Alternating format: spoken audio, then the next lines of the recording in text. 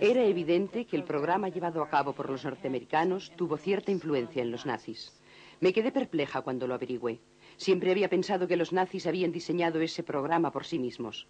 Me pareció sorprendentemente irónico que antes de la Segunda Guerra Mundial se utilizara un lenguaje tan florido en los informes sobre la eugenesia y que después de la Segunda Guerra Mundial las esterilizaciones siguiesen aumentando.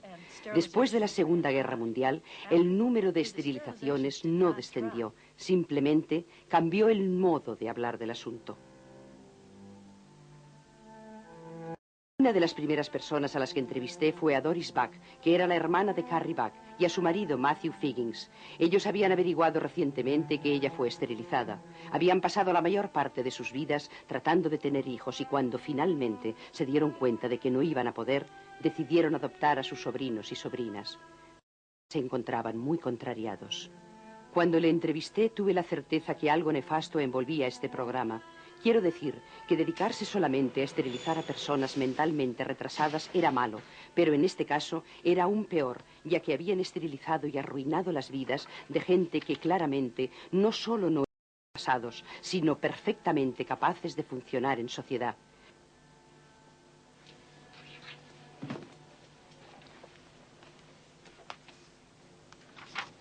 Simplemente localizar a las víctimas del programa fue para nosotros un obstáculo enorme. Estas eran personas que se encontraban profundamente humilladas y heridas, en primer lugar por el hecho de que habían sido institucionalizados y después porque el Estado había decidido que eran tan repugnantes que no se les debería permitir tener hijos. No pensamos que era asunto nuestro descubrir a toda esta gente. Ellos necesitaban, querían ponerse en contacto con nosotros. Los periodistas sí se dedicaron a encontrarles a toda costa y cuando lo consiguieron les dijeron: deberían acudir a la Asociación Americana para las Libertades Civiles.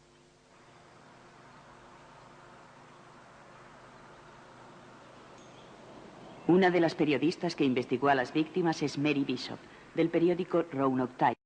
13 años más tarde, ella todavía está preocupada por la lamentable situación de las víctimas. Estuve investigando los archivos del juzgado correspondientes a los años 20 y 30, buscando gente que había sido esterilizada en la colonia, gente que todavía se encontraba entre nosotros. Entre todos esos nombres localicé a Jessie Francis. Miré en el listín telefónico de Lynchburg y le encontré. Le llamé y le dije: me gustaría verle para hablar con usted, a lo que él respondió que me acercase a su casa. Así que me pasé por allí ese mismo día. Aquello fue todo lo que mis oídos pudieron soportar. Una hora hablando sobre aquello fue suficiente para captar la tremenda tristeza que le invadía.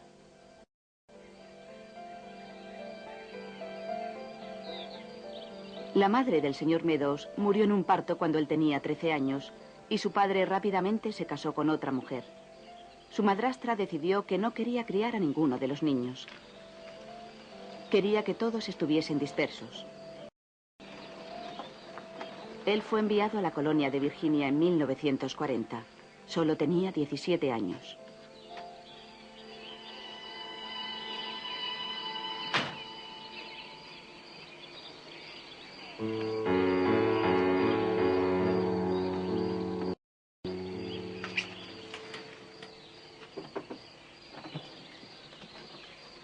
Hola, señor Meadows. ¿Cómo está? Me alegro de verle. ¿Y usted? Bonito día. Hola, cachorrillo. Sí, un día muy caluroso. Y así es. Aquí disfruta de una brisa estupenda, como siempre.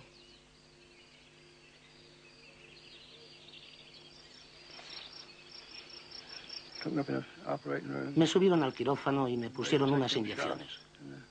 Los doctores entraron y las enfermeras me examinaron para comprobar si estaba suficientemente entumecido. A continuación empezaron a cortar. ¿Estaba usted mirando? Sí. Después regresé a la sala número 10. Estuve molesto como 1 o 2 semanas y apenas podía andar. Mucha gente se encontraba indispuesta después de la operación y tenían que volver a ingresarles en el hospital. Les volvían a inyectar y les administraban penicilina. Algunos estuvieron a punto de morir.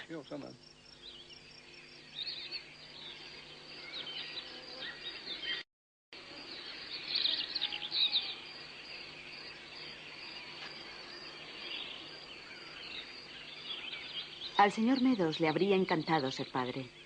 Habría sido un buen padre. Le encantan los niños. Lo echa mucho de menos. Él se encuentra muy abatido porque no llegó a sucederle. Ha sido terrible. Yo podría haber querido tener hijos cuando fuese mayor. Una vida muy dura. Había un chico que fue internado allí cuando tenía 15 años. Le amenazaron con operarle, pero sus padres contrataron a unos abogados que le sacaron de allí antes de que tuviesen tiempo de hacerlo. Algunos otros chicos que habían huido se enrolaron en el servicio para impedir que lo siguieran haciendo.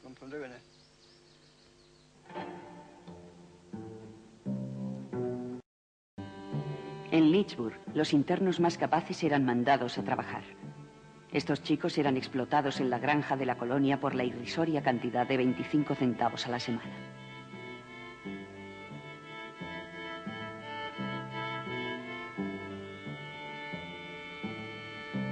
Las chicas servían en el comedor y se las obligaba a ayudar en las salas. Muchos internos vendían el fruto de su trabajo y eran enviados fuera de la colonia a trabajar por sueldos míseros. Me sentía como si jamás fuese a salir de allí. Por lo que hablaban, me parecía que nunca saldría. Ellos decían que me necesitaban para trabajar. Decían que no tenían suficientes pintores y que debían retenerme allí hasta que consiguiesen a alguien. Pintar hasta que consiguiesen a alguien. Ellos me concedieron un aumento de sueldo, pero fueron aquellos miserables 25 centavos a la semana.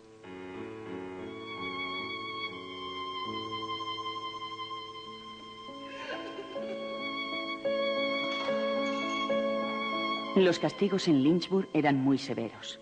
Uno de los más frecuentes era el cuarto oscuro. Eran unas celdas ínfimas donde los internos eran confinados en solitario durante un máximo de 9 días seguidos. Se les afeitaba la cabeza y se les obligaba a llevar puesto el uniforme del hospital. En las celdas no había nada más que un colchón y un cubo a modo de inodoro. No me gustaba aquello, así que me escapé. Cuando me metieron en aquel cuarto oscuro y permanecí allí unos días. Durante mi estancia allí, trajeron a alguien de condición humilde, a otra paciente, y la encerraron en aquel cuarto oscuro conmigo. Yo estaba muerta de miedo. Entonces fue cuando un día vi algo.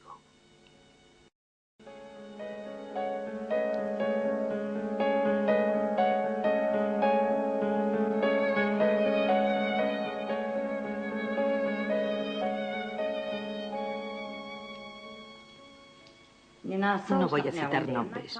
Vi a esta persona. Voy a decir persona porque creo que sonará mejor.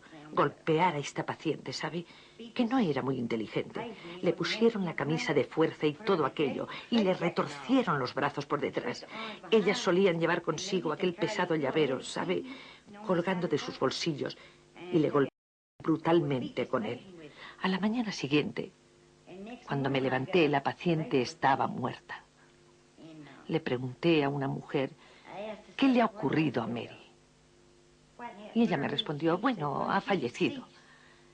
Pero yo creo que realmente, ¿sabe? Peó con sus llaves hasta matarla. Yo tenía mucho miedo de decir algo al respecto, ya que me habían amenazado que si decía lo más mínimo en aquel incidente, yo correría la misma suerte. Creo que aquella etapa fue la peor.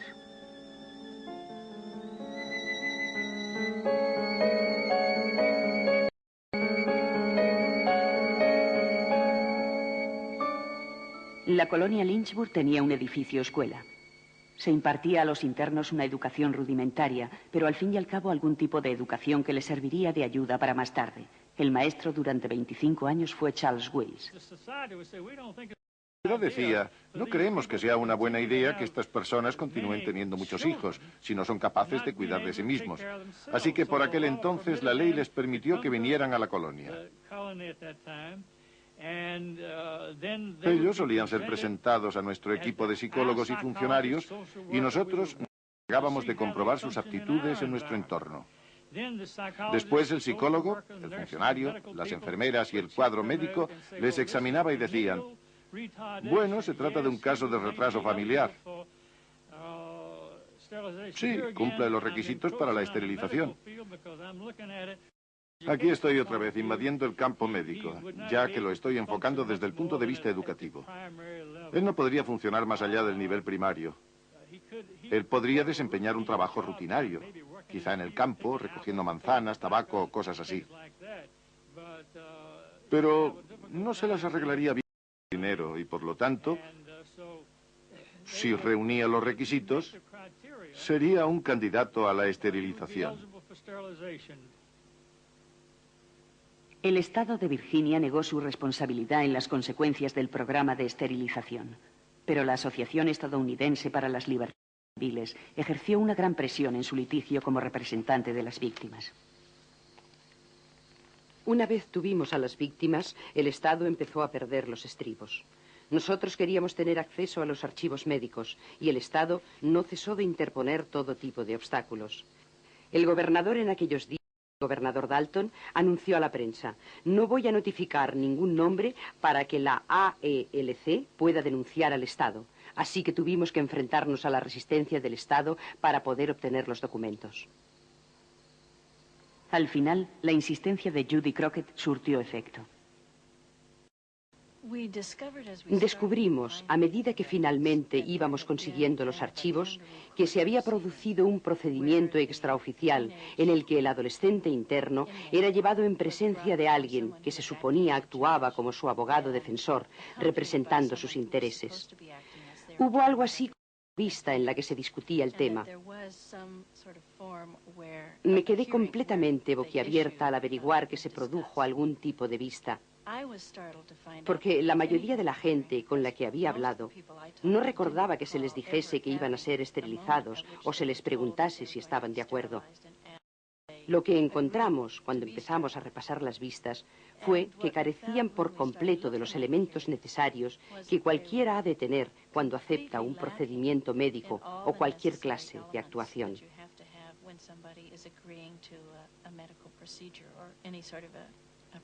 La persona que ponía representaba sus intereses, en la mayor parte de los casos no había llegado a conocerles ni había debatido el caso con ellos.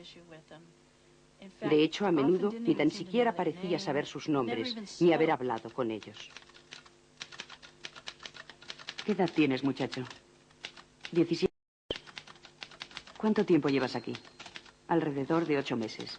¿Vas al colegio? Iba, pero lo dejé. ¿Te gusta el cine? Sí, señor. ¿Te gustan las comedias? Sí, señor. No te importa ser operado, ¿no? No, señor. De acuerdo, puedes continuar.